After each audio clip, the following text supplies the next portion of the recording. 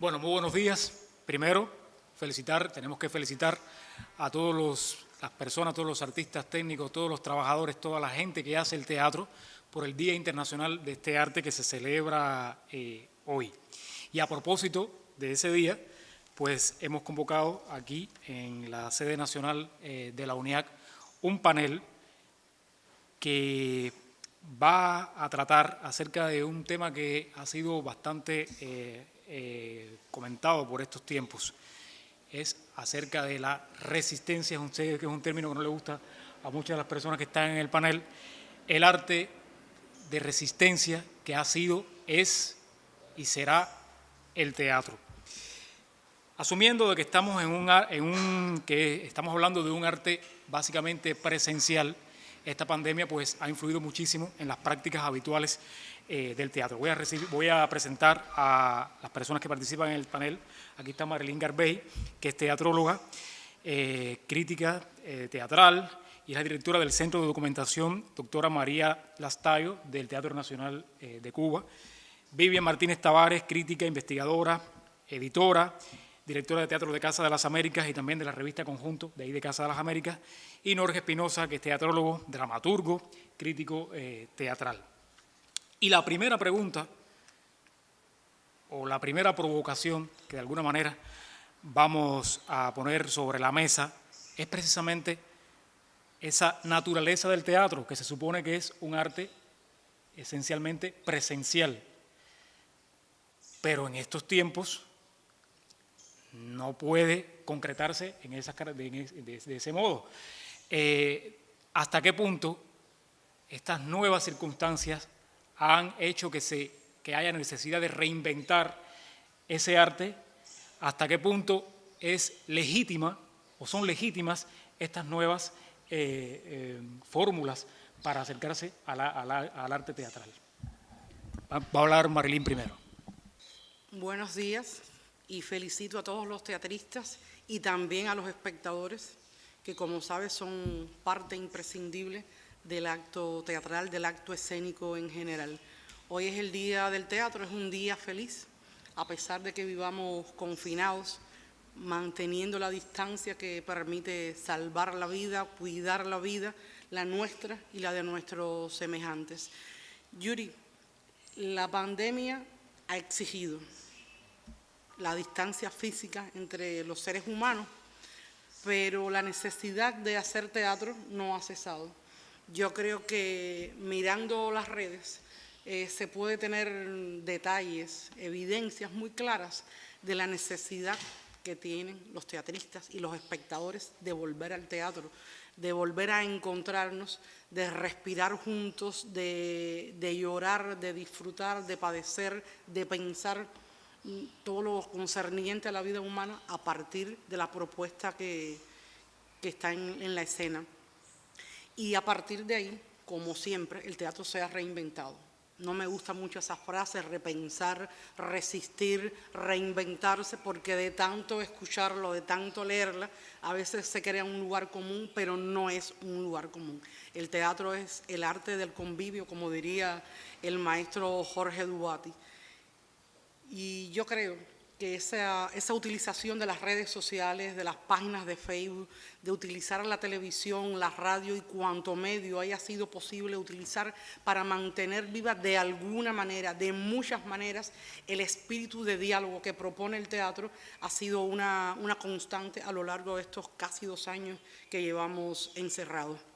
A partir de ahí se han utilizado esos medios para muchísimas cosas. Primeramente, para que todo el mundo conozca a la gente que hace teatro en Cuba. A veces por razones del bloqueo es muy difícil que los teatristas cubanos viajen por el mundo, que el mundo sepa qué hacemos desde Cuba. Y esto ha sido realmente importante utilizarlo para darnos a conocer, para conocer las historias personales de la gente que hace teatro, de los técnicos del teatro, de los dramaturgos, directores, quiénes somos, qué hacemos, para promover textos teatrales, textos reflexivos, y ha sido sintomático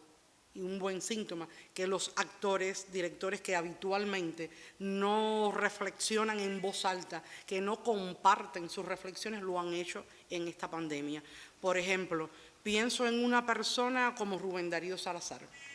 muy activo, ha contado la historia de su grupo y buena parte del teatro de títeres que se hace en Cuba. Otras figuras como Fátima Patterson, desde Santiago de Cuba, no solamente ha defendido sus espacios desde el mundo virtual, también Fátima ha repasado la historia del estudio teatral Macuba, por poner un ejemplo. Se han visto sus músicos, sus actrices, sus actores, la propia historia de Fátima. Y a partir de esas herramientas que el teatro tiene, se ha aprovechado la virtualidad también para muchas campañas de bien social, transmitir mensajes de salud. En algunos momentos que se han reciado las campañas mediáticas contra nuestro país, también la gente de teatro ha utilizado esas herramientas para defender el espacio soberano de Cuba. Yo creo que son elementos que dan fe de la necesidad que tenemos de volver a encontrarnos. Yo voy a ceder los micrófonos a mis colegas y a partir de ahí, bueno, volveremos otra vez a encontrarnos. Bueno, a mí no me molesta el término resistencia, porque creo que hoy por hoy es el que mejor resume. Puede haber estado mal usado en otras oportunidades, pero el teatro ha demostrado un afán de resistir a las limitaciones de la pandemia, de resistir al aislamiento, de sobrepasar las condiciones adversas de este momento para mostrar que está vivo. Ha sido a tal punto que el teatro incluso ha sobrepasado sus propias aseveraciones más fuertes. El teatro es presencia, el teatro es encuentro, el teatro es convivio, como citaba Marilyn Adubati, y los artistas del teatro han sido capaces de modificar, de encontrar alternativas que no son exactamente las ideales, con tal de poder hacer su trabajo. Lamentablemente no ha sido igual para todo el mundo. Hay personas que entienden que no pueden hacerlo de otra manera como están acostumbrados. Esas personas mayormente han aprovechado el tiempo en estudiar, en leer, en preparar quizás el próximo montaje. Algunos han hecho y están haciendo ensayos en pequeños formatos, no con los elencos completos, no con grupos grandes, pero hoy por hoy en el teatro cubano hay colectivos que están ensayando y que están ejercitándose,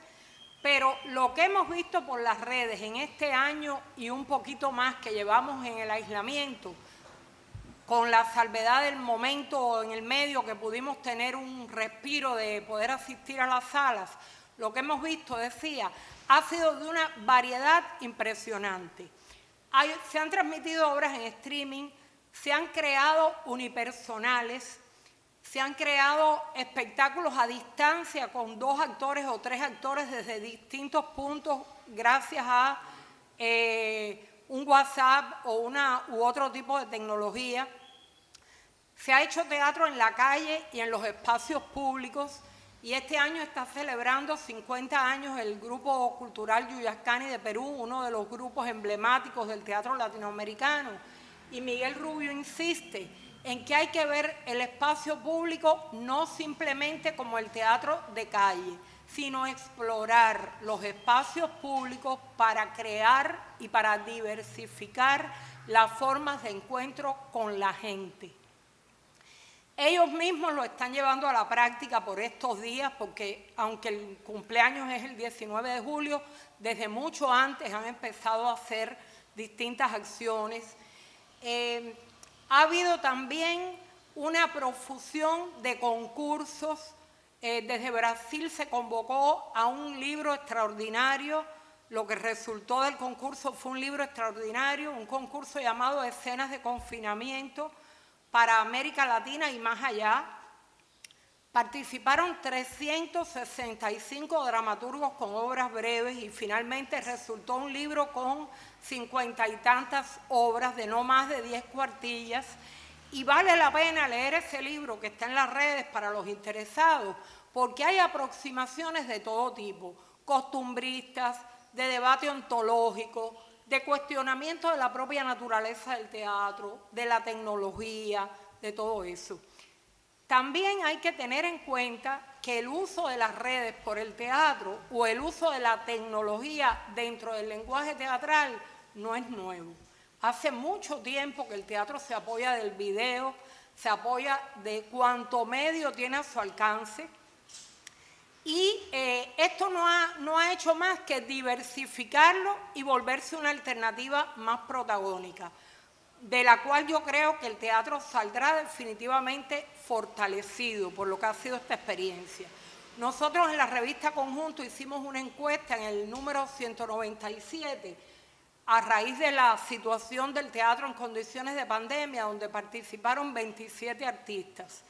Y es impresionante ver de cuántas maneras la gente ve este momento. Por ejemplo, Marco Antonio de la Parra, el notable dramaturgo chileno, también director, decía: estamos revalidando el papel de la palabra y estamos revalidando además el buen decir, el buen uso de la palabra en escena, porque la palabra está tomando un espacio protagónico en este tipo de acercamiento al hecho teatral. A veces la visualidad es limitada, a veces la visualidad es de primero, según planos medios, no da para otro tipo de experimento, porque también la precariedad de muchos teatristas hacen que a veces hasta con un teléfono resuelvan una situación de esta naturaleza. Pero lo cierto es que ha obligado también a los artistas a repensar cómo expresarse, cómo llegar a un número X de espectadores en el lugar donde residen y más allá. Y en esto ha sido una ventaja la virtualidad, porque mientras en una sala puede acceder un grupo muy limitado de personas, cualquier transmisión puede llegar a cualquier rincón del orbe siempre y cuando haya una posibilidad de conectarse. Entonces,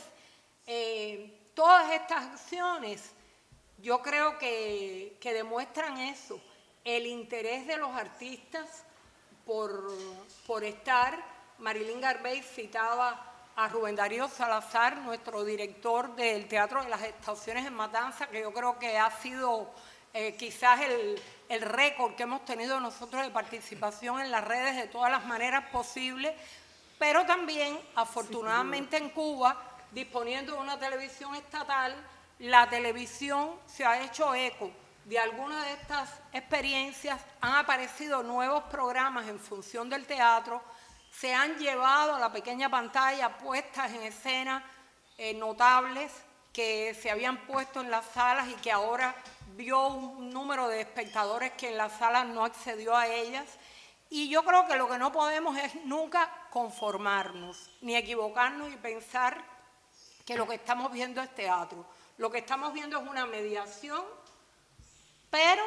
el teatro definitivamente volverá y yo creo que vendrá con nuevos bríos por la ausencia tan prolongada que hemos tenido y el ansia que tenemos todos de reunirnos y por lo que pueden haber aportado en términos de recursos técnicos todas esas maneras alternativas emergentes. Muy buenos días y un saludo a toda la comunidad teatral en este día en el que, a pesar de todo, celebramos un modo tan antiguo y tan vivo de reconocernos en otros espacios como es el teatro. Yo creo que lo que ha generado esta circunstancia es una incomodidad y para el teatro eso siempre ha sido positivo porque obliga a quienes forman parte del teatro mismo a encontrar respuestas alternativas para seguir persistiendo. La gran pregunta del teatro es cómo reconocernos en el otro, en la historia que cuenta el otro y de qué manera estamos o no conectados a esa circunstancia tan particular que puede ser lo mismo la de Edipo Rey que la que imagina un joven dramaturgo o una nueva dramaturga en su espacio de ensayo el día de mañana.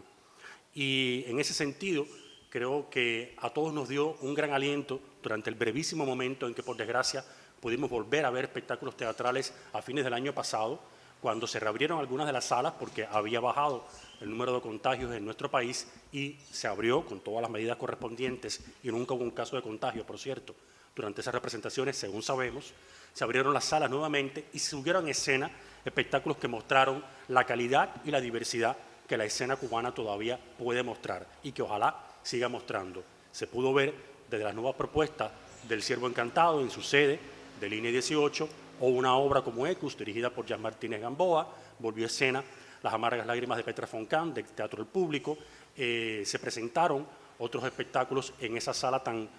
concurrida que es la Sala de Auradó, y al mismo tiempo en el Gran Teatro de La Habana se presentaron espectáculos danzarios, conciertos, etcétera, lo cual demuestra que, por suerte, a lo largo de la pandemia, nuestros artistas habían mantenido esa voluntad de proteger el repertorio, de seguir anhelando volver a estar ante los espectadores y haciéndole preguntas justamente a ese público. Es muy difícil acomodarse a algo que nos llega por imposición. O sea, no estamos haciendo este tipo de teatro en las redes porque lo queremos, sino porque no hay otra alternativa. Y eso ha tocado lo mismo al teatrista más humilde, que puede estar trabajando con condiciones en efecto muy precarias, como la gran maquinaria de Broadway o de las grandes casas de ópera, que han visto de pronto paralizada toda la industria con la cual venden espectáculos y hacen propuestas de gran formato, donde se invierte mucho dinero, que además es un dinero que se revierte luego en las economías de las ciudades donde esas salas teatrales operan. Y si eso ha pasado en esa escala tan grande, ¿cómo sobrevivirlo en una escala mucho menor? Bueno, lamentablemente en ese sentido la respuesta ha sido la de volver a lo elemental, ese diálogo básico con el espectador y tratar de seducirlo, además, en un instante en que en efecto el teatro digital ha recuperado una dimensión que antes no tenía, porque no era tan imprescindible, pero en la cual al mismo tiempo los espectadores en sus casas, mientras están en el confinamiento, están recibiendo un bombardeo desde distintas plataformas digitales, de otras historias, de otras narrativas. Es el momento en que Hulu, Amazon, Netflix han sacado todo su arsenal, y al mismo tiempo que eso significa para los espectadores una propuesta para encontrar algo que les haga pasar un rato de entretenimiento, también pone a los teatristas que están apelando a ese canal para comunicarse un desafío, porque competir con ellos es muy difícil. Por suerte, el teatro tiene fieles, tiene devotos, tiene personas que siguen creyendo en esa necesidad de reencontrar a un actor conocido, saber que está experimentando ahora mismo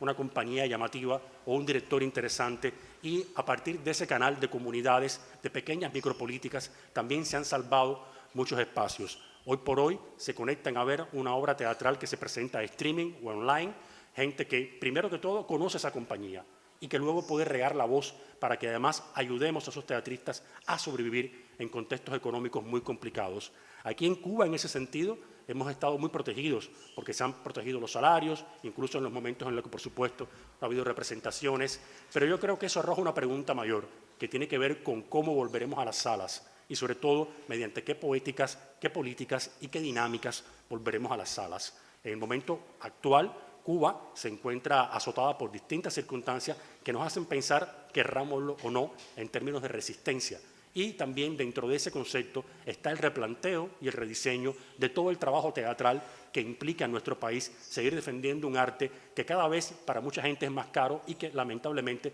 para algunas gentes no es imprescindible. O sea, de algún modo, para decirlo del modo más terrible, algunas personas han utilizado la pandemia para convencerse de que el teatro tal vez no sea necesario. Podemos quedarnos en casa, apelar a otros medios de entretenimiento y no tenemos por qué salir un día a hacer la larga peregrinación a estar en una sala teatral. Por suerte están los que del otro lado nos dicen que sí, que haber sido testigos de una función específica donde un actor o una actriz hacen algo extraordinario nos alimenta, nos ayuda y nos hace entender que esto que inventaron de alguna manera los griegos o en el Asia otros artistas aún mucho antes, sigue siendo una necesidad, parte de un alimento espiritual sin el cual no nos comprendemos. Ahora mismo también, durante esta circunstancia, hemos comprobado que en efecto, así como se han activado zonas en los espacios audiovisuales para presentar obras teatrales que no habían podido ser vistas en ese formato, también es imprescindible entrenar a las personas que desde esos medios